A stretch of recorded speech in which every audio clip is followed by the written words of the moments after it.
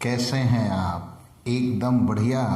आपका आपके YouTube channel Digvijay commerce classes पर एक बार फिर से स्वागत है।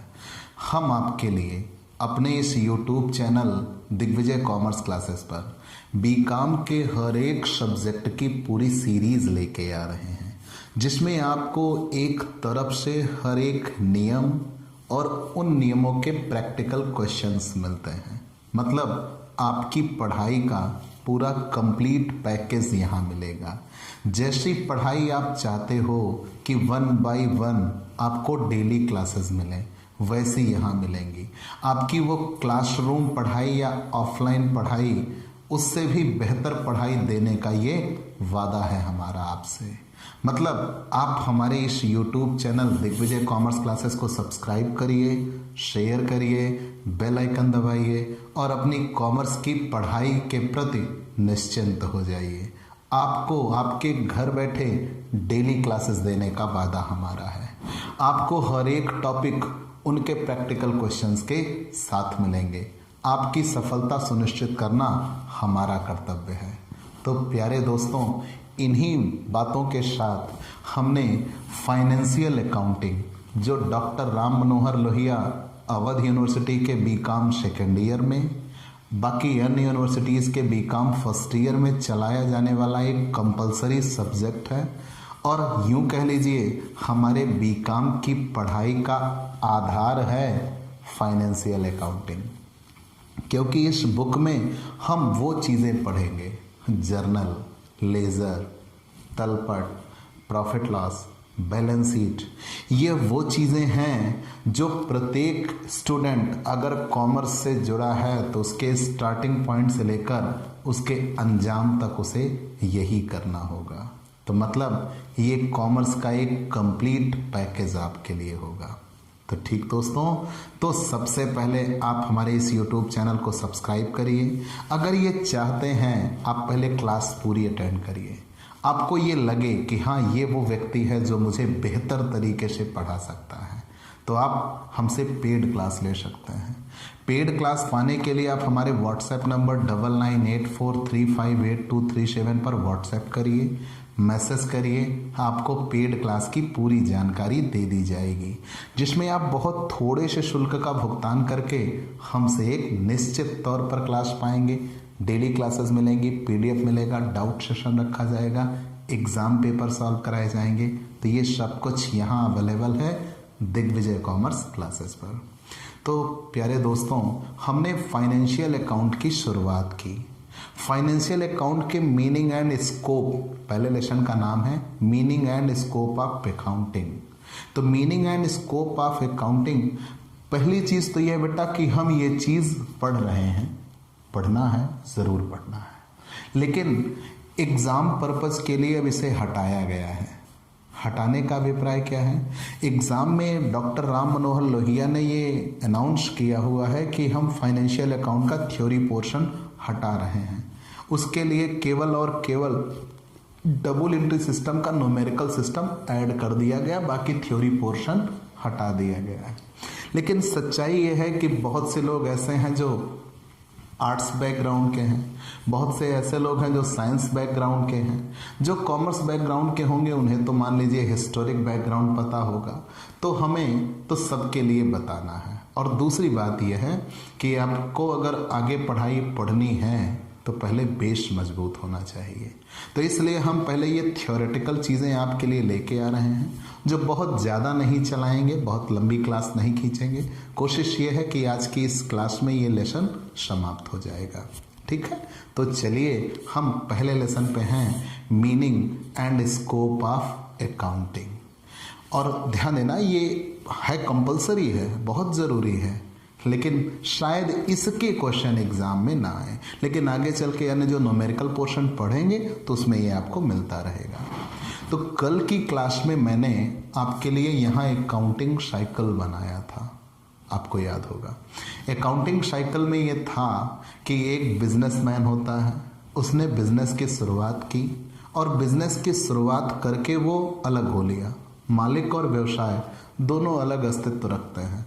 मालिक के द्वारा किए गए कार्य के लिए व्यवसाय और व्यवसाय के द्वारा किए गए कार्य के लिए मालिक जिम्मेदार नहीं होता, दोनों का पृथक अस्तित्व होता है। फिर व्यवसाय है तो व्यवसाय का अंतिम सत्य होता है लेन देन का होना। अगर व्यवसाय है तो ट्रांजैक्शन होगा, श्योर है होगा। अगर ट्रांजैक्शन हुआ तो उन ट्रांजैक्शन की संख्या कम भी हो सकती है और ज़्यादा भी हो सकती है। तो सबसे पहले हमें उन ट्रांजैक्शंस को लिख लेना होगा। तो जैसे ही उन ट्रांजैक्शन को हम लिखे, बुक कीपिंग कहलाया। फिर उसी बुक कीपिंग से हम आगे बढ़े, दोहरा लेखा प्रणाली के नियमों के आधार पर हमने जर्नल के आधार पर लेजर बंद करके हमने खाते बंद करके शेष निकाले, उसी शेष से ट्रायल बैलेंस से प्रॉफिट लॉस से बैलेंस शीट। ये सब कल की क्लास में आपको मिल चुका है। मतलब ये कल मैंने आपको पुस्तपालन का आशय पढ़ा दिया था, लेखांकन का आशय पढ़ा दिया था। ठीक है, हम एक रिमाइंडर आपके लिए लेके आते हैं। पुस्तपालन कहते किसे हैं? What is the meaning of book keeping? तो पुस्तपालन का इंग्लिश शब्द है बुक कीपिंग, जो कि दो शब्दों से मिलकर बना है, बुक और कीपिंग। बुक मतलब होता है पुस्तक और कीपिंग मतलब होता है रखना, पुस्तक को रखना। तो ऐसा नहीं है कि पुस्तक को समेट के हम कहीं किसी अलमारी पे रख रहे होंगे, नहीं। इसका अभिप्राय यह है, बुक को अलग हम पढ़ते हैं, कीपिंग को अलग पढ़ते हैं। पुस्तकों से अभिप्राय व्यवसाय, पुस्तकों से संबंधित उन पुस्तकों या बहियों से है। पुस्तकों से अभिप्राय उन पुस्तकों या बहियों से है जिनमें व्यवसाय से संबंधित लेन देनों या कह लीजिए व्यवसाय से संबंधित वित्तीय लेन देनों को लिखा जाता है। ठीक, फिर से ध्यान दे लीजिएगा, बुक कीपिंग कितने शब्दों से मिलकर बना है? दो, बुक और कीपिंग। पुस्तक से अभिप्राय, पुस्तकों से अभिप्राय उस व्यवसाय संबंधित पुस्तकों या बहियों से है जिसमें व्यवसाय के वित्तीय लेन देनों का लेखा किया जाएगा। मतलब अगर हमने बिजनेस किया है तो बिजनेस में जितनी चीज़ें इन टर्म्स ऑफ फाइनेंस या मॉनेटरी होती हैं, रुपए पैसे में जितने लेन देन होंगे उनका हम लेखा करते हैं। ठीक है, और रखने से अभिप्राय क्या होगा? व्यवसाय से संबंधित लेन देनों को, मतलब व्यवसाय से संबंधित जितने भी वित्तीय लेन देनों होंगे, तो व्यवसाय से संबंधित सभी वित्तीय लेन देनों को एक निश्चित नियम के आधार पर रखने से है।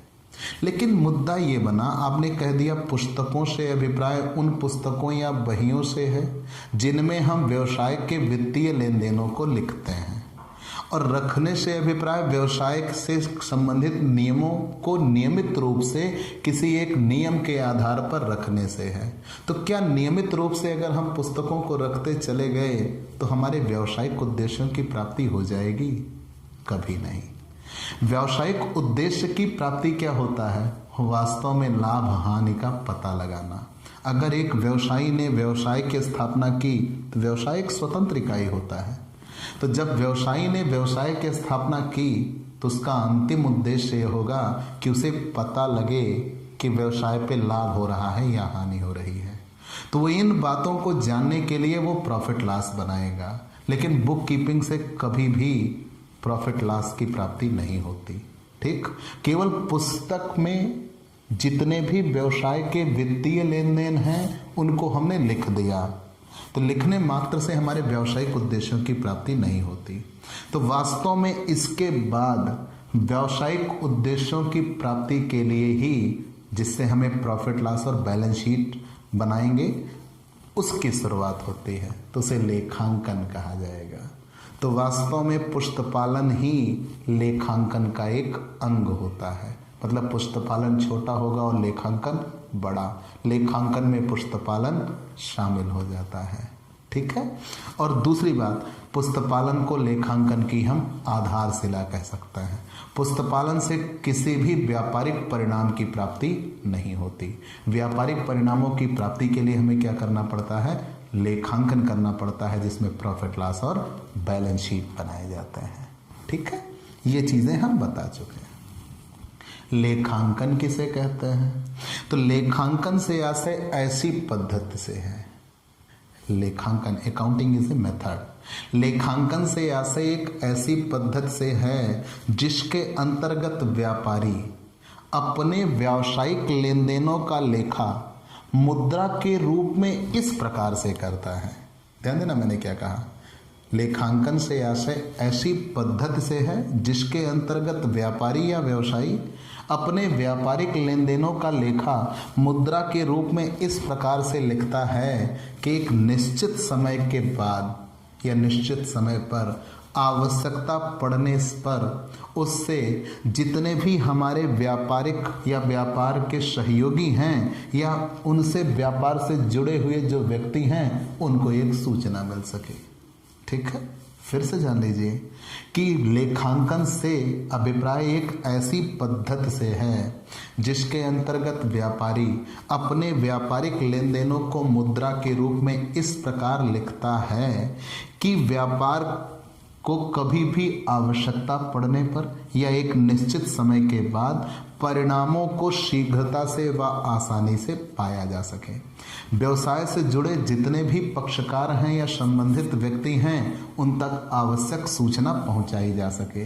तो व्यवसाय से संबंधित परिणाम जानने के लिए हमें प्रॉफिट लॉस या बैलेंस शीट बनानी पड़ती है।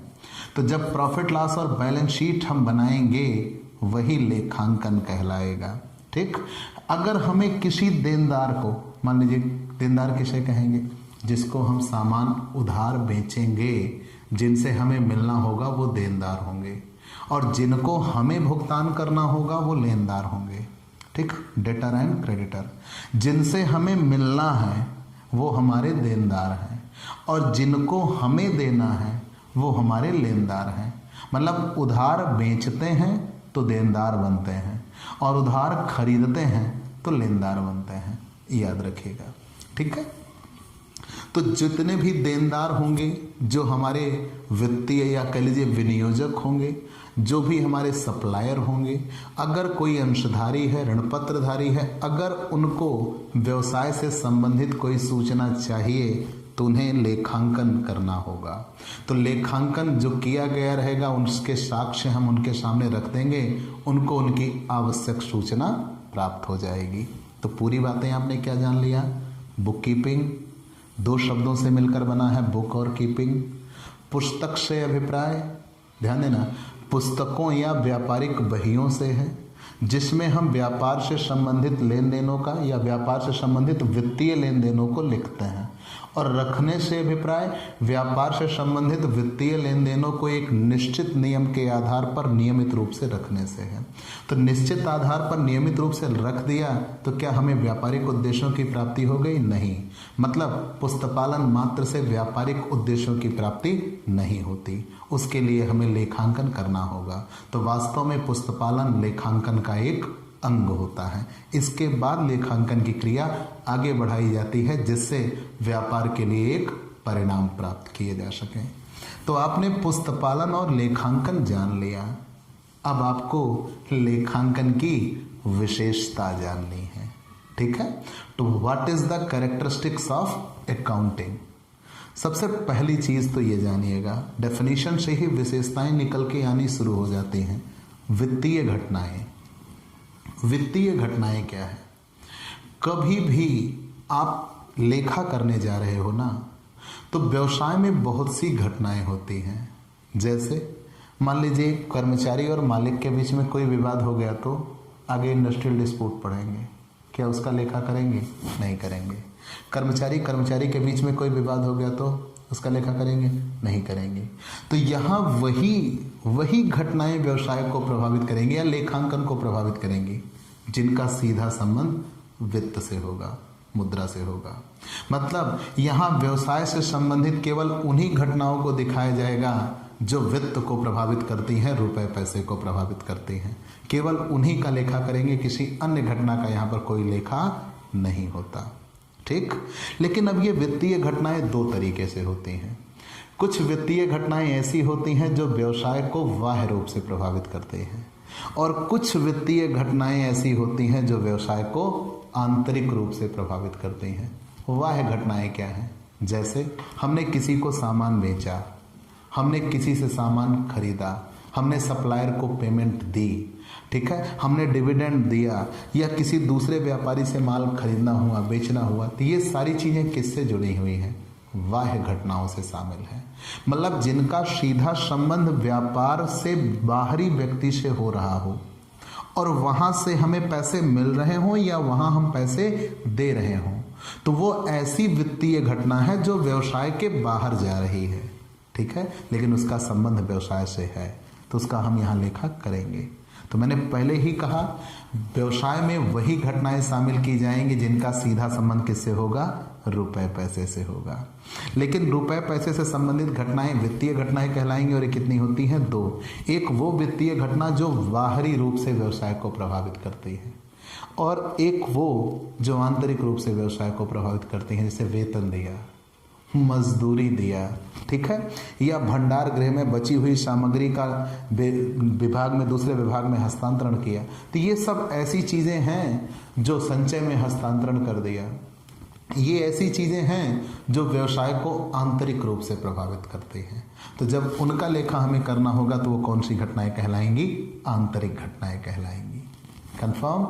तो विशेषता में पहली विशेषता आप जान गए कौन सी, कि वित्तीय घटनाएं, और वित्तीय घटनाओं में कौन कौन सी आती हैं, 2, बाह्य और आंतरिक। कुछ वित्तीय घटनाएं ऐसी होती हैं जो व्यवसाय से बाहरी रूप से जुड़ती हैं, व्यवसाय को बाहरी रूप से प्रभावित करती हैं, और कुछ वित्तीय घटनाएं ऐसी होती हैं जो व्यवसाय से आंतरिक रूप से जुड़ी होती हैं और उनको आंतरिक रूप से प्रभावित करती हैं। जैसे हमने लाभ कमा के रखा है, तो लाभ कमा के रखा है तो भविष्य में हम इसे किसी कार्य के इस्तेमाल में ले लेंगे। तो मान लीजिए लाभ का कुछ हिस्सा हम रिजर्व में भेज देते हैं, तो रिजर्व क्या कहलाता है, आज हमें इसकी आवश्यकता नहीं है, इन फ्यूचर हम भविष्य में इसका इस्तेमाल करेंगे। तो ये आंतरिक घटना हुई। हम किसी को वेतन दे रहे हैं, ठीक है, वो हमारे व्यवसाय का कर्मचारी है, मजदूरी दे रहे हैं, हम उत्पादन प्रक्रिया के प्रबंधों में कोई निर्णय ले रहे हैं। तो ये सारी चीज़ें व्यवसाय को किस तरीके से प्रभावित करती हैं, आंतरिक रूप से। हम सप्लायर को पेमेंट दे रहे हैं, अंशधारी को दे रहे हैं, ठीक है, अन्य व्यक्तियों को जब हम भुगतान कर रहे हैं तो वो किस में आ जाते हैं, बाह्य घटनाओं में आ जाते हैं, ठीक है। तो वित्तीय घटनाएं आ गई। मतलब व्यवसाय में केवल उन्हीं घटनाओं का लेखा किया जाता है जिनका सीधा संबंध वित्त से होता है। वित्तीय प्रकृति के लेन देनों को पहचानना, ठीक है, कैसे सीखते हैं। वित्तीय प्रकृति के लेन देनों को पहचानना कैसे, बहुत से ऐसे लेन देन होते हैं जो व्यवसाय में तो होंगे लेकिन वित्त के रूप में नहीं होंगे, तो हम उनका लेखा नहीं करते। जैसे मान लीजिए किसी व्यवसाय के लिए माल का ऑर्डर मिल रहा है, तो माल का ऑर्डर मिला है, अभी उससे संबंधित कोई पेमेंट नहीं हुई, हम उसका लेखा नहीं करेंगे, ठीक है। अगर कहीं कोई चीज़ ऐसी, तो ध्यान देना ऑर्डर के लिए कोई एंट्री नहीं, कुछ नहीं, छोड़ दिया। क्यों? क्योंकि इससे कभी भी वित्त प्रभावित नहीं हुआ। तो जब तक वित्त प्रभावित नहीं होता तब तक उसका हम लेखा नहीं करते। तो मतलब कोई भी ऐसा लेन देन, ध्यान देना, कोई भी ऐसा लेन देन जिससे वित्त प्रभावित हो, जैसे परचेज किया, सेल किया, भुगतान किया, गोपाल को दिया, अगर ये सब नाम के साथ आते हैं, तो जब इन नामों के साथ आते हैं तो जाहिर सी बात है हम उनको, ध्यान देना, जब इन नामों के साथ आते हैं तो जाहिर सी बात है हम वित्त से संबंधित लेन देन पहचानेंगे। मतलब ये वो कौन से लेन देन हैं जिसमें रुपए पैसे का जिक्र हो रहा है। तो जिसमें रुपए पैसे का जिक्र होगा हम तुरंत उसका लेखा करेंगे, उसको लेखांकन में दिखाएंगे। लेकिन ऑर्डर मिला तो ऑर्डर नहीं, ठीक है। किसी ने कह लीजिए कि नए माल के लिए ऑर्डर दिया, या आप यूँ कह लीजिए कि कहीं कोई प्रबंधक कह रहा है कि इतना आप सामान बनाइए, ये करिए, हम उन चीज़ों का लेखा नहीं करते जिनका सीधा संबंध किससे होगा, रुपए पैसे से।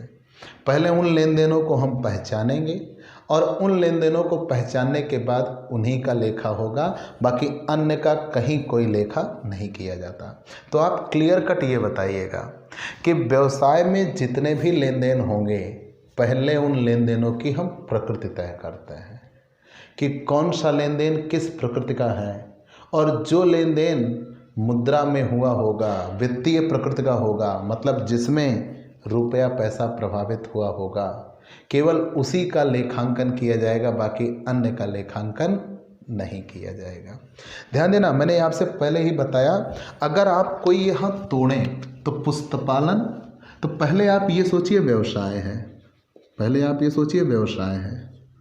अगर व्यवसाय है तो व्यवसाय का अंतिम सत्य यह है कि हम कुछ ना कुछ तो खरीदेंगे बेचेंगे, ना खरीदा ना बेचा तो व्यवसाय खत्म।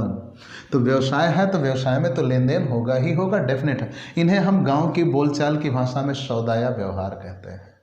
आज भी गांवों में कहा जाता है सौदा लाने के लिए गए हैं, तो सौदे या व्यवहार ही क्या कहलाते हैं, लेन देन। तो जैसे ही वो लेन देन हुए, ध्यान देना, उन लेन देनों से अब हमें ये जानना होगा कि फायदा हुआ कि घाटा, और फायदा या घाटा तुरंत पता नहीं लगता। तो सबसे पहले इन लेन देनों से हम क्या बनाएंगे, उनको हम एक जगह लिखेंगे। तो जब उन लेन देनों को हम एक जगह लिखते हैं तो वो बुक कीपिंग कहलाता है। ठीक है, मैंने क्या कहा, व्यवसाय, व्यवसाय में लेन देन, और जैसे ही उन लेन देनों को हम लिखेंगे वो बुक कीपिंग कहलाएगा। मैंने अभी बुक कीपिंग की क्लियर डेफिनेशन आपको बताया। लेकिन बुक कीपिंग से हमारे उद्देश्य की प्राप्ति नहीं हुई, तो बुक कीपिंग से हम तुरंत रूल एंड रेगुलेशन को फॉलो करते हुए, ठीक है, रूल को फॉलो करते हुए हम उनका अकाउंटिंग वर्क शुरू कर देते हैं। जर्नल, लेजर, ट्रायल बैलेंस ये सब बनाएंगे। तो जब हम उनका अकाउंटिंग वर्क शुरू कर देते हैं तब उसी पे आगे चल के हम क्या बनाते हैं, प्रॉफिट लॉस और बैलेंस शीट। इसी से व्यवसाय के लाभ हानि का पता लगता है और इससे व्यवसाय की आर्थिक स्थिति की जानकारी होती है। लेकिन जब ये काम हम कर रहे होंगे तो लेखांकन की विशेषताओं में क्या आएगा, हम किन को दिखाएंगे। बुक कीपिंग तो सबके लिए होती है, लेकिन जब बुक कीपिंग सबके लिए, मतलब व्यवसाय से संबंधित जितनी बातें हुई सबको हमने लिख दिया था, वो बुक कीपिंग हो गई थी। लेकिन उसमें अब हम यहाँ पहचानेंगे कौन से ऐसे लेन देन हैं जो वित्तीय घटनाओं से संबंधित हैं। अब वो वित्तीय घटनाएं बाह्य भी हो सकती हैं, आंतरिक भी हो सकती हैं। हम पहले केवल उन्हीं का लेखा करेंगे। जब हम बुक कीपिंग हुई है तो उसमें सबसे पहले ये पहचानेंगे कि कौन से ऐसे लेन देन हैं जो वित्तीय प्रकृति के हैं और कौन से ऐसे लेन देन हैं जो वित्तीय प्रकृति के नहीं हैं। तो सबसे पहले हमें वित्तीय प्रकृति के लेन देनों की पहचान करनी होगी, उन्हें हम आगे करेंगे। जैसे मैंने ये कहा कि अगर कहीं व्यापार बढ़ाने के लिए कमीशन दे के आ जाते हैं तो अगर नकद में आते हैं तो ज़रूर उसका लेखा होगा। लेकिन नया ऑर्डर पाने के लिए दलाली देते हैं, जरूर लेखा होगा। लेकिन नया ऑर्डर केवल मिलता है तो उसका लेखा नहीं करते। मतलब ये वो चीज़ें हैं जो व्यवसाय को रुपए पैसे से संबंधित प्रभाव पड़े तो तुरंत उसका लेखा होगा, और जिस पर रुपए पैसे से संबंधित प्रभाव नहीं पड़ता उसका लेखा नहीं होता। ठीक, फिर रिकॉर्डिंग आती है, अभिलेखन। अभिलेखन किसे कहते हैं? तो सबसे पहला काम हमने क्या किया, वित्तीय घटनाएं चाहे वो बाह्य हो चाहे आंतरिक, उनका लेखा होगा। तो हमने जितने भी लेन देन हुए थे उन लेन देनों में से वित्तीय प्रकृति के लेन देनों को पहचाना, जैसे खरीदा गया, बेचा गया, तो ये सब वित्तीय प्रकृति के लेन देन हैं। लेकिन ऑर्डर मिला तो ये वित्तीय प्रकृति का लेन देन नहीं है। ठीक है, कोई कर्मचारी है त्यागपत्र दे रहा है, कोई हड़ताल की धमकी दे रहा है, किसी के किसी दूसरे से लड़ाई हो जा रही है, इन सबको हम कभी इसका लेखा नहीं करेंगे। ठीक है, हमें लेखा किसका करना होगा, जिससे वित्त प्रभावित हो। तो पहले हम वित्तीय प्रकृति के लेन देनों का लेखा, पहले वित्तीय प्रकृति के लेन देनों को पहचान लिया। जब वित्तीय प्रकृति के लेन देन पहचानने में आ गए तो हम उनको एक जगह लिखेंगे। जैसे ही उनको हम एक जगह लिखते हैं वो अभिलेखन में आ गया, बुक कीपिंग बनती है। लेकिन जब वित्तीय प्रकृति के लेन देनों को हमने पहचान लिया तो उनको हम एक जगह लिखना शुरू करेंगे। किसके आधार पर? दोहरा लेखा प्रणाली के नियमों के आधार पर। और जैसे ही उनको लिखा जाता है दोहरा लेखा प्रणाली के नियमों के आधार पर, वही जर्नल कहलाता है। ठीक, और जर्नल में जब हम लेखा करते हैं तो कॉमर्स की भाषा में उसे प्रविष्टि कहते हैं, एंट्री कहते हैं। ठीक है, तो पूरी बात आपने क्या जानी कि सबसे पहले व्यवसाय से संबंधित जितने लेन देन हुए उन लेन देनों में ऐसे कौन से लेन देन हैं जो वित्तीय प्रवृत्ति के हैं, पहले हमने उसकी पहचान की। जब वित्तीय प्रकृति के लेन देनों की पहचान हो गई तो वित्तीय प्रकृति के लेन देनों की पहचान के बाद उनका हमने एक जगह लेखा कर लिया, लिख लिया। रिमेंबरिंग, रिकॉर्डिंग, क्यों? भविष्य में आगे चलकर कहीं हमसे कोई मिस्टेक ना हो, इन लेन देनों को हम भूलें ना, इसलिए सबसे पहले हमने उन लेन देनों को एक जगह लिख लिया। जैसे ही उन लेन देनों को हमने एक जगह लिखा, वही क्या कहलाया, रिकॉर्डिंग कहलाया, अभिलेखन कहलाया। लेकिन यही इतने से हमारे उद्देश्य की प्राप्ति नहीं होती। हमें तो लाभ हानि जानना है। तो अपने इस उद्देश्य की प्राप्ति के लिए वो जो लिख रखा हमने ना दोहरा लेखा प्रणाली के नियमों के अनुसार, सबसे पहले उससे हम जर्नल बनाते हैं। तो जब जर्नल बन जाएगा, दोहरा लेखा प्रणाली के नियमों के अनुसार जर्नल बनाते हैं, तो जब दोहरा लेखा प्रणाली के नियमों के अनुसार जर्नल में लेखा करते हैं तो उस लेखा करने को ही प्रविष्टि कहते हैं। और सबके लिए अलग अलग प्रविष्टि हो जाएगी। लेकिन कभी ऐसा भी होता है, कभी कभी ऐसा भी होता है कि एक ही लेन देन, क्या बहुतायत यही होगा कि सारे लेन देन जब हो जाएंगे एक साथ हमने दिखा दिया। मतलब कैश के लिए कैश बुक भी बना सकते हैं, परचेज के लिए परचेज रजिस्टर बना सकते हैं, सेल के लिए सेल बुक बना सकते हैं या सेल रजिस्टर, परचेज रिटर्न के लिए परचेज रिटर्न, सेल रिटर्न के सेल्स रिटर्न। तो इसे ही सब डिवीजन ऑफ जर्नल कहते हैं।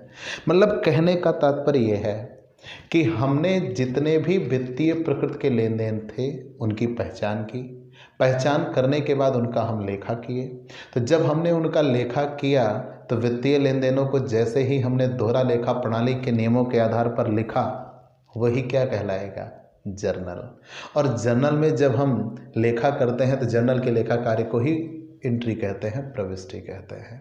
तो जब जर्नल में प्रविष्टि हो जाएगी, ध्यान दे के चलिएगा, जब जर्नल में प्रविष्टि होगी तो जर्नल में प्रविष्टि होने के बाद क्या वहीं छोड़ दिया, नहीं। कभी कभी ऐसा होता है कि एक समान प्रकृति के लेन देन बार बार होते हैं। जैसे परचेज, व्यवसाय है तो परचेज तो वो बार बार करेगा, कैश के ट्रांजैक्शन, ठीक है, सेल्स के ट्रांजैक्शन, परचेज रिटर्न के, सेल्स रिटर्न के। तो जब ये सारे ट्रांजैक्शन ऐसे हैं जो बार बार होते हैं और बहुत ज़्यादा मात्रा में होते हैं, तो वहाँ हमारा ये कर्तव्य बनता है कि हम उससे संबंधित बातों के लिए उनको अलग अलग कर लें। परचेज की सारी सूचना एक जगह परचेज रजिस्टर में, सेल की सारी सूचना एक जगह सेल रजिस्टर में, पूरे 40 नंबर में आया था। परचेज रजिस्टर के 2 क्वेश्चन, सेल रजिस्टर के 2 क्वेश्चन, 10-10 नंबर के, तो मतलब टोटल 4 क्वेश्चन 40 नंबर के। सच बताऊं, पूरी किताब में परचेज रजिस्टर और सेल रजिस्टर कहीं दिया ही नहीं है, ठीक। तो आपको गहराई से पढ़ना होगा। तो ये सब जर्नल के भाग होते हैं। तो जर्नल का मतलब ये होता है सबको एक साथ एक जगह। लेकिन अगर कहीं ऐसा हो कि एक समान प्रकृति की चीज़ें बार बार आ रही हैं, तो जिनका एक नेचर है हम उनको एक साथ एक स्थान पे रख देते हैं। तो जब उनको हम एक साथ एक स्थान पर रख देते हैं, जैसे कैश की सारी सूचना एक जगह कैश बुक में, परचेज की सारी सूचना एक जगह परचेज रजिस्टर, सेल की सारी सूचना एक जगह सेल रजिस्टर, तब उसे सब डिवीजन ऑफ जर्नल कहा जाता है, जर्नल का विभाजन। फिर हम वर्गीकरण करना शुरू करते हैं। वर्गीकरण का मतलब ये होता है कि एक खाते से संबंधित सूचना एक जगह लिखी जाएगी। राम की सूचना है तो केवल राम के खाते में, श्याम की सूचना है तो श्याम के खाते में।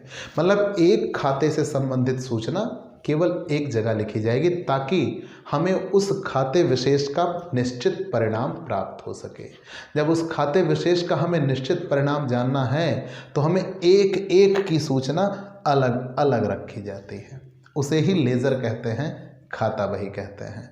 मतलब हर एक, जैसे आप बैंक में जाते हो ना, मुकेश अंबानी के खाते में आपके जमा किए हुए रुपए जोड़ दिए जाए तो बैंक की कहानी क्या है। हर एक व्यक्ति का अलग खाता होता है, आपके खाते की अलग पासबुक आपके पास है। तो बिल्कुल वैसा ही आप बिजनेस में आ जाइए। जितने भी आप लेन देन करते हो, या यूँ कह लीजिए जितनी प्रकृति के लेन देन करते हो, हर एक तरीके के लिए अलग अलग खाता। सबके खाते की सूचना सबके खाते में नहीं दिखाई जाएगी। एक व्यक्ति के खाते की सूचना उसके पास, दूसरे की सूचना दूसरे में, तीसरे की सूचना तीसरे में, सबकी हम अलग अलग सूचना कर देते हैं। सबका एक अलग अलग खाता बन जाता है। उन खातों को बंद करके हम उनका शेष निकालते हैं। जब उनका हम शेष निकाल चुके होते हैं तो वहाँ तक बुक कीपिंग आता है, ठीक। उन शेषों से फिर हम सारांश या अंतिम खाते बनाते हैं। इस नाम पे आइएगा, फाइनल अकाउंट। आपके जीवन में अब इससे बड़ी इंपॉर्टेंट चीज़ कोई नहीं होने जा रही। अगर आप कॉमर्स के स्टूडेंट हैं तो आपके पूरे जीवन में फाइनल अकाउंट से बड़ी चीज़ कोई नहीं मिलने जा रही। और आप कहीं भी जॉब करने के लिए जाइएगा तो आपसे यही कहा जाएगा कि फाइनल अकाउंट बना दो बेटा, तुरंत यही कहा जाएगा। मतलब अब आपके जीवन का सबसे बड़ा ब्रह्मास्त्र फाइनल अकाउंट होगा, और नाम ही है अंतिम। तो जो अंत में बनाए जाते हैं, मतलब ऐसे खाते जो अंत में बनाए जाते हैं, तो अंत नहीं, जनरली बच्चे ये डेफिनेशन देना शुरू करते हैं, ये वो खाते हैं जो वर्ष के अंत में बनाए जाते हैं। बहुतायत सही होते हैं, लेकिन सही बात ये नहीं। आप ये कहिएगा ये वो खाते हैं जो लेखा अवधि के अंत में बनाए जाते हैं। जब हम इन्हें लेखा अवधि के अंत में बनाते हैं, इसी वजह से इनका नाम क्या रखा गया है, अंतिम खाते, फाइनल अकाउंट। और फाइनल अकाउंट में ही प्रॉफिट लॉस और बैलेंस शीट आती है, ठीक है। हालांकि इसी में आप ट्रायल बैलेंस भी रख देते हैं। तो फाइनल अकाउंट में ही प्रॉफिट लॉस और बैलेंस शीट बनाते हैं। प्रॉफिट लॉस से व्यवसाय के एक निश्चित समय में होने वाले लाभ या हानि का पता लगता है, और बैलेंस शीट से एक निश्चित समय के उपरांत बैलेंस शीट से व्यवसाय की आर्थिक स्थिति का पता लगता है कि व्यवसाय की आर्थिक स्थिति सुदृढ़ है या कमज़ोर। अगर व्यवसाय पे लाभ हुआ, मान लीजिए व्यवसाय की आर्थिक स्थिति मजबूत होगी, मतलब उसकी संपत्तियां दिख रही होंगी, दायित्व उसके ज़्यादा दिख रहे होंगे, व्यवसाय की आर्थिक स्थिति कमज़ोर दिख रही होगी, वो बैलेंस शीट बताएगी, ठीक है। तो मतलब ये चीज़ें किसके रूप में आएंगी, सारांश या अंतिम खाते के रूप में आती हैं। क्यों, तो आप ये जानते रहिएगा जितने वर्गीकरण हो जाने के बाद जब शेष निकला, उसी शेष से हम सारांश या अंतिम खाते बनाते हैं कि फाइनल टच हमें पता लगे लाभ हुआ या हानि। तो लाभ या हानि का पता लगाने के लिए हम क्या बनाएंगे, प्रॉफिट लॉस। व्यवसाय की आर्थिक स्थिति जानने के लिए हम क्या बनाएंगे, बैलेंस शीट, ठीक है। तो ये सारी चीज़ें आपने जान ली। लेकिन मुद्रा के रूप में लेखा किया जाना, ध्यान देना, यहाँ वही चीज़ें लेखा की जाती हैं या उन्हीं मदों को हम दिखाते हैं जिनका मुद्रा से संबंध होता है। जो मुद्रा के रूप में नहीं होती, हम उनका लेखा नहीं करते। जैसे एक बड़ी मशीन है, एक छोटी मशीन है, एक से 20 टन उत्पादन होता है, एक से 30 टन उत्पादन होता है, कोई फ़र्क नहीं पड़ता। हम ये बताएंगे एक मशीन 25,000 की, एक मशीन 15,000 की, इसका लेखा होगा। मतलब यहाँ उन्हीं चीज़ों का लेखा होगा जिनका सीधा संबंध किससे होगा, मुद्रा से होगा। जो मुद्रा के रूप में दिखाए जा सकते हैं, केवल उन्हीं का लेखा करेंगे। जो मुद्रा के रूप में नहीं दिखाए जा सकते, उनका लेखा नहीं करते।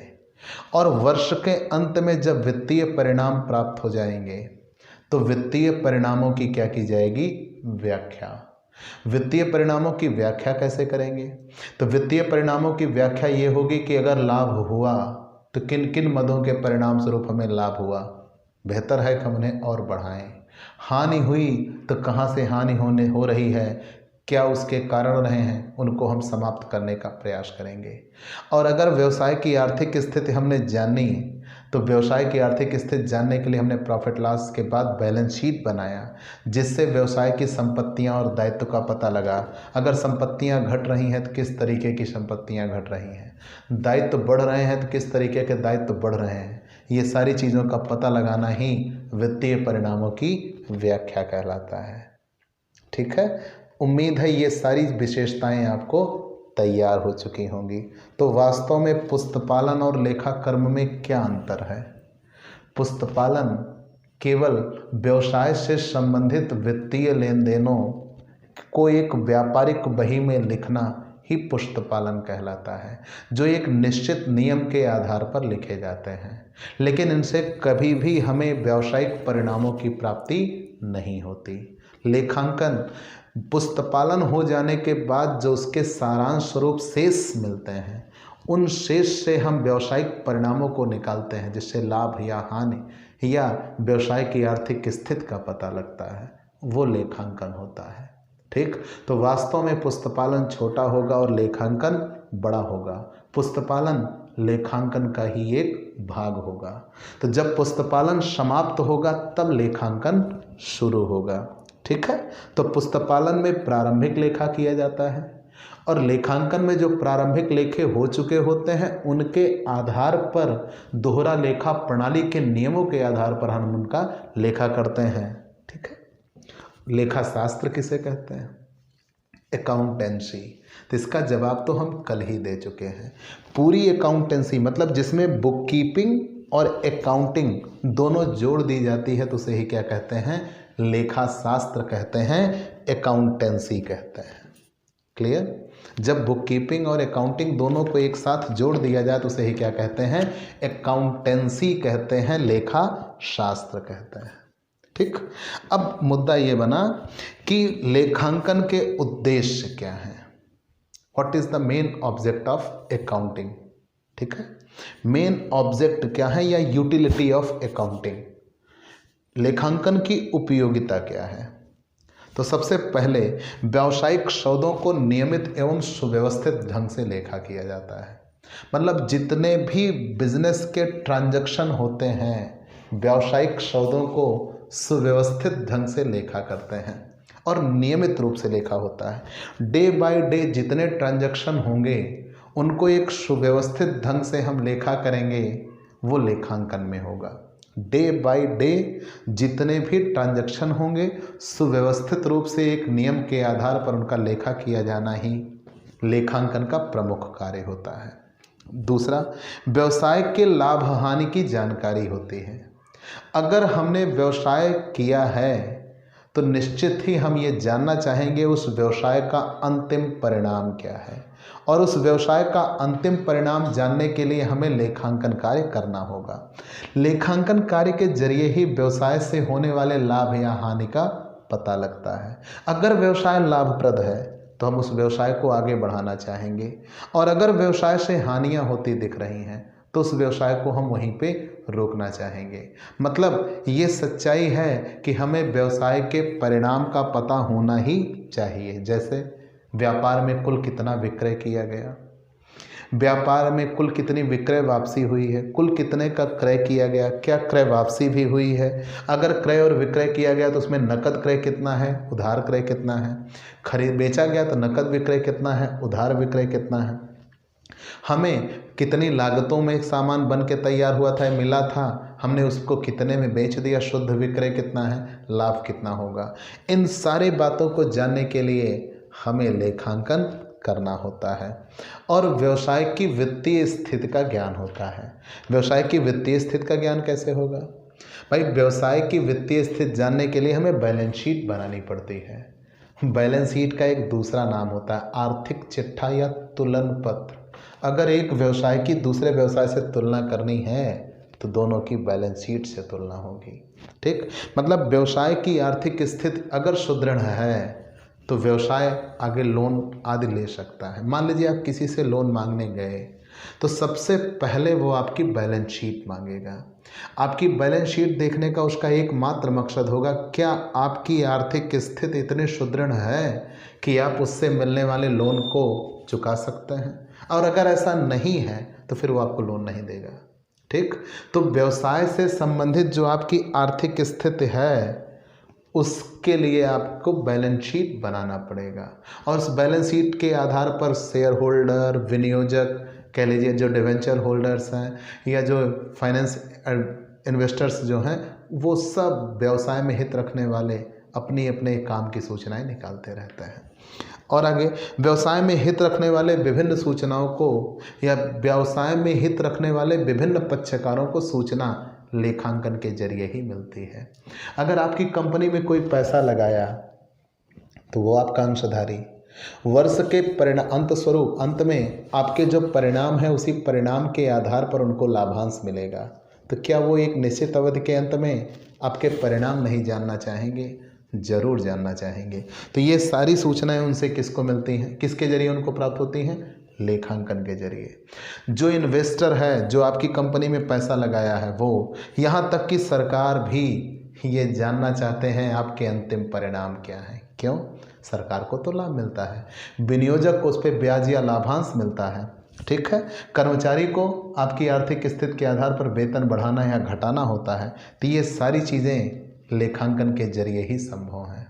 ठीक है, सपोज करिए आप किसी व्यवसाय में कर्मचारी हो और उस व्यवसाय के द्वारा निरंतर लाभ कमाया जा रहा है और कर्मचारियों को वेतन वृद्धि नहीं दी जा रही है, तो कर्मचारी वर्ग में असंतोष होगा, श्योर है होगा। सरकार सूचना एकत्र करना चाहेगी कि आपको कितना लाभ हुआ है, उसी के आधार पर उनको क्या मिलेगा? टैक्स मिलेगा। तो ये सारी चीज़ें किसके जरिए संभव हैं? लेखांकन के जरिए संभव है। बैंकों को भी लाभ पहुंचता है। तो जितने आपके लेखांकन हुए हैं, अगर आपने बैंकों से लोन आदि उठाया है तो उसी लेखांकन के आधार पर ही बैंक आपसे ट्रांजैक्शन करेंगे, लेन देन करेंगे। ठीक है। तो लेखांकन का उद्देश्य किसके लिए? प्रबंधक को अगर कोई निर्णय लेना है तो लेखांकन किए गए सूचनाओं के आधार पर ही प्रबंधक आगे निर्णय भी ले पाएगा। ठीक है। तो लेखांकन में किसका किसका हित होगा? व्यवसाय में हित रखने वाले पक्षकार स्वामित्व को, तो स्वामी को तो ये पता लगेगा लाभ कितना हुआ, हानि कितनी हुई। स्वामित्व के बाद प्रबंधक को, सरकार को, विनियोजक को, ठीक है, उसके बाद कर्मचारी को, बैंक को, इन सब को लेखांकन से होने वाले फायदे या घाटे से जरूर संबंध होता है, या यूं कह लीजिए व्यवसाय में जितने लेखे होंगे उनसे लेन देन होगा। ठीक है। उस व्यवसाय से संबंधित जितने भी आंकड़े उपलब्ध होंगे लेखांकन के जरिए ही उपलब्ध होंगे और उनसे इनको सूचना मिलती जाएगी। ठीक है। चलिए, आपने ये जान लिया। सीमा हमें नहीं जाननी, उतना हमें लेखांकन की शाखा जाननी है। ठीक है। What is the main branches of accounting? 4-5 तो आप बीकॉम में रहते हुए पढ़ लेंगे, 2-3 उनकी हम चर्चा करते हैं। लेखांकन की शाखा,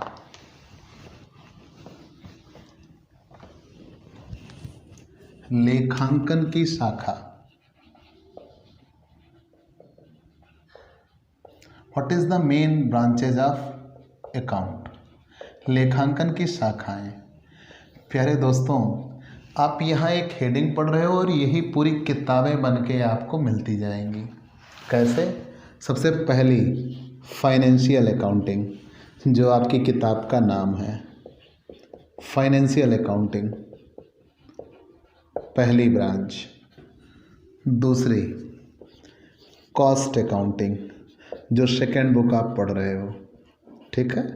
कॉस्ट अकाउंटिंग कितनी हो गई? 2। तीसरी मैनेजमेंट अकाउंटिंग, ये भी बीकॉम में चलती है, कुछ यूनिवर्सिटीज़ में चलती है, कुछ में नहीं चलती, लेकिन एमकॉम में तो कंपलसरी आपको मिल जाती है। ठीक है। एमकॉम में कंपलसरी आपको मिल जाती है। टैक्स अकाउंटिंग, टैक्स अकाउंटिंग, और एक आ जाती है सोशल रिस्पॉन्सिबिलिटी अकाउंटिंग। क्या आ जाती है? Social responsibility accounting.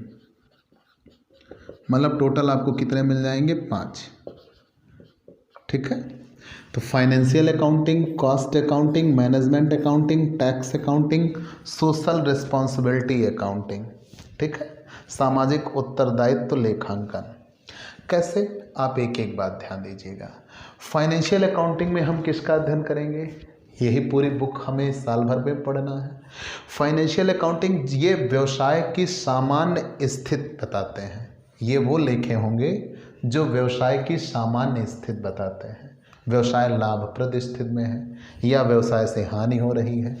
दैनिक लेन देनों की प्रविष्टियाँ होगी। दैनिक लेन देनों की प्रविष्टियों के बाद उनसे दोहरा लेखा प्रणाली के अनुसार लेखे तैयार किए जाएंगे और उन लेखों से व्यवसाय के एक परिणाम निकाले जाएंगे और वो ये परिणाम बताएंगे कि व्यवसाय की स्थिति कैसी है। मतलब फाइनल अकाउंट बनाया जाएगा और फाइनल अकाउंट में ही प्रॉफिट लॉस और बैलेंस शीट बन के आएगा।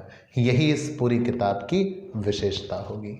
मतलब ये लेखे व्यवसाय की वास्तविकता बताते हैं, सामान्य स्थिति बताते हैं कि व्यवसाय इस समय किस स्थिति में है, व्यवसाय की आर्थिक स्थिति कैसी है, व्यवसाय की आर्थिक स्थिति बेहतर है या व्यवसाय की आर्थिक स्थिति बेहतर नहीं है। इन सारी बातों का पता हमें किस में लगेगा? फाइनेंशियल अकाउंटिंग में लगेगा। ठीक है। कॉस्ट अकाउंटिंग क्या होती है? ये हमारे इसी यूट्यूब चैनल पर आपको कॉस्ट अकाउंट की भी क्लासेस मिल जाएंगी। आप उसके लिए हमसे पेड क्लास ले सकते हैं।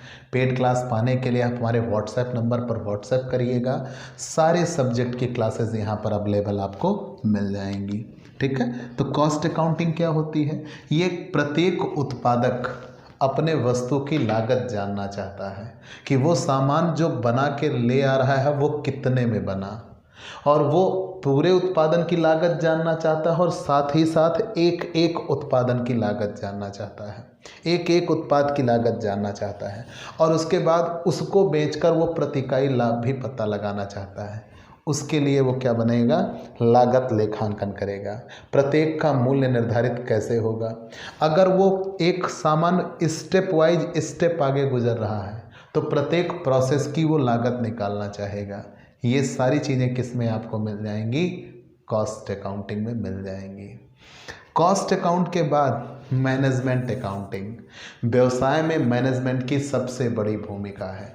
प्रत्येक स्तर पर मैनेजमेंट को निर्णय लेने पड़ते हैं, जैसे कि व्यवसाय में पैसा आएगा तो कहाँ से आएगा, किस तरीके का हमें सामान बनाना होगा, मतलब हमारे द्वारा बनाए जाने वाले सामान का नाप आकार क्या होगा, गुणवत्ता क्या होगी, बजट क्या होगा, और अगर हमने सामान बनाया तो हमारे द्वारा बनाया गया सामान हमारे फेवरेबल है या नहीं, मतलब सामान बनाने के पहले हम उसका एक मानक तय करेंगे। जब वास्तव में सामान बन के तैयार हो जाएगा तो उस निर्धारित किए गए मानक से हम उसकी तुलना करेंगे, तो देखेंगे जिस नाप आकार का हम सामान बनाना चाह रहे थे उसी नाप आकार का बना या अलग बना। इन सारी बातों का और व्यवसाय से संबंधित कदम कदम पर निर्णय लेने के लिए मैनेजमेंट अकाउंटिंग, क्या रेशियो होगा, हमें कितनी पूंजी लगानी है, कहाँ से पूंजी हटानी है, इन सारी बातों का निर्णय यहाँ पे होगा। और आपके द्वारा व्यवसायिक परिणाम जो हासिल किए गए उसके आधार पर आपको टैक्स देना पड़ता है, तो टैक्स के लिए अब अलग से कर दायित्व की गणना, विवरणी आदि के लिए लेखांकन कार्य आपको करना पड़ता है, उसे टैक्स अकाउंटिंग कहते हैं। और आपको ऐसा भी यहाँ पे ये देखना होगा कि आपके जो व्यावसायिक फैसले हैं उन व्यावसायिक फैसलों का समाज पर क्या प्रभाव पड़ रहा है, कहीं वो समाज के लिए विपरीत असर तो नहीं डाल रहे या वो समाज के लिए लाभजनक हैं। इन सारी बातों का मतलब आपका उत्तरदायित्व निर्धारण भी ये बताएंगे, वो हो जाएगा सोशल रिस्पॉन्सिबिलिटी अकाउंटिंग। लेकिन आपको इस वर्ष में फाइनेंशियल अकाउंटिंग और कॉस्ट अकाउंटिंग ये 2 पढ़नी है, और अवध यूनिवर्सिटी में, बाकी अन्य यूनिवर्सिटी में केवल एक फाइनेंशियल, ये बीकॉम फर्स्ट ईयर में वहाँ रहेगा, ये सेकेंड ईयर में, लेकिन यहाँ तो दोनों बीकॉम सेकेंड ईयर में है। तो प्यारे दोस्तों, पहले लेसन में इतना ही आपको पढ़ना है। तो आपको ये क्लास कैसी लगी हमें ज़रूर बताइएगा, आपके लाइक और कमेंट का इंतज़ार रहेगा। आप हमसे जुड़िए, हमसे पेड क्लास लीजिए, आप थोड़े से शुल्क का भुगतान करके हमसे नियमित क्लास पा सकते हैं। PDF मिलेगा, डाउट सेशन रखा जाएगा, एग्ज़ाम पेपर सॉल्व कराए जाएंगे, ये सब कुछ। तो आप हमसे पेड क्लास लीजिए, और अगर नए जुड़े हैं तो सबसे पहले हमारे इस YouTube channel Digvijay commerce classes को सब्सक्राइब करिए, शेयर करिए, बेल आइकन दबाइए, ताकि आपको हमारे लेटेस्ट वीडियोस के अपडेट मिल सके। वास्तव में यही YouTube चैनल ही तो हमारे आपके संबंधों का आधार है। तो आप देर ना करिए, सबसे पहले दिग्विजय कॉमर्स क्लासेस को सब्सक्राइब करिए। ठीक है दोस्तों, तो चलते हैं दोस्तों, बाय बाय दोस्तों।